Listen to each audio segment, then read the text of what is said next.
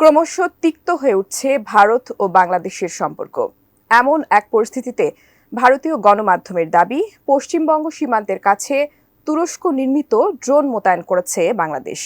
এর প্রেক্ষিতে সীমান্তে নজরদারি আরও জোরদার করেছে ভারতও।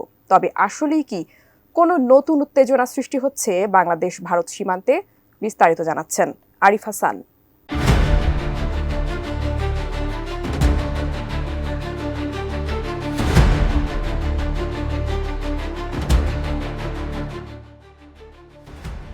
শেখ হাসিনার পতনের পর সম্পর্কে দূরত্ব বেড়েছে ভারত বাংলাদেশের। ভারতের গণমাধ্যমে একের পর এক মিথ্যাচারে বিরক্ত বাংলাদেশিরাও। ভারতের এমন কার্যকলাপে জাতীয় ঐক্যের ডাক দিয়েছে বাংলাদেশের অন্তর্বর্তী সরকার। বিদেশি ষড়যন্ত্র মোকাবেলায় এক হয়ে কাজ করতে অঙ্গীকারবদ্ধ হয়েছে রাজনৈতিক দলগুলো।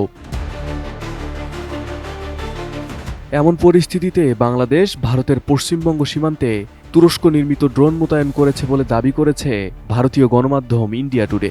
এমন খবরের ভিত্তিতে বাংলাদেশ সীমান্তে নজরদারিও বাড়িয়েছে ভারত।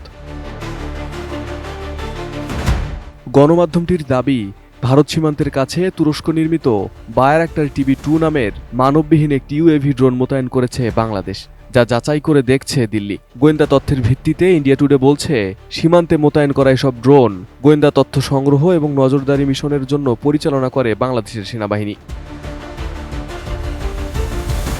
বসুন্ধরা টিস্যুতে ছাড়ের ছড়াছড়ি।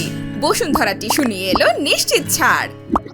ভারতের এক সিনিয়র কর্মকর্তার বরাতে ইন্ডিয়া টুডে জানায়, হাসিনার পতনে তারা বেশ উদ্বিগ্ন, কেননা তার পতনের পর সীমান্ত এলাকায় ভারত বিরোধী উপাদানগুলো সক্রিয় হয়েছে। এমন রাজনৈতিক অস্থিরতা এবং সীমান্তে ড্রোন মোতায়েনের বিষয়ে দিল্লিকে আরও সতর্ক অবস্থান নিতে হবে বলে জানিয়েছেন ওই কর্মকর্তা। ইন্ডিয়া টুডে জানিয়েছে, বাংলাদেশে ক্রমবর্ধমান অস্থিরতার মধ্যে ইতোমধ্যেই উচ্চ সতর্ক অবস্থান নিয়েছে ভারতের সশস্ত্র বাহিনী। তারা বাংলাদেশের বিরুদ্ধে পাল্টা ড্রোন মোতায়েনের পরিকল্পনা করছে।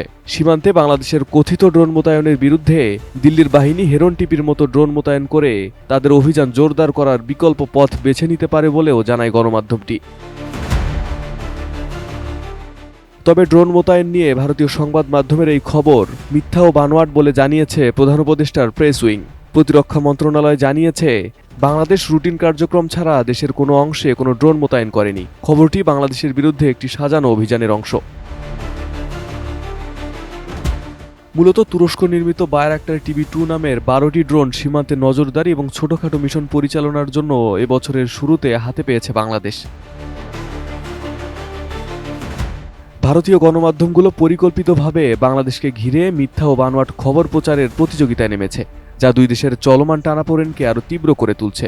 বিশেষ করে সীমান্ত ও নিরাপত্তা বিষয়ে কেমন মিথ্যা ও বিভ্রান্তিকর প্রচারণা চলমান অস্থিরতা আরও বাড়িয়ে দিতে পারে বলে মনে করছেন নিরাপত্তা বিশ্লেষকরা। Arif Hasan, ATN news.